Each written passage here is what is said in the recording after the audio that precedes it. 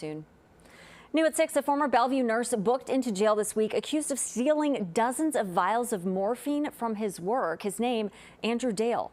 Court records show Nebraska State Patrol first got in touch with Ortho, Nebraska back in December. Investigators say they found differences in how much morphine was ordered and how much was being used on patients. The State Patrol suspects Andrew Dale was entering fake morphine orders into patients' charts so he could keep it for himself. Dale allegedly admitted to stealing between 20 and 50 vials, though he told investigators it might have been more. He allegedly said his nursing license was suspended in another state around 2017 for similar activity. Dale claimed his professional license in Nebraska was never sanctioned.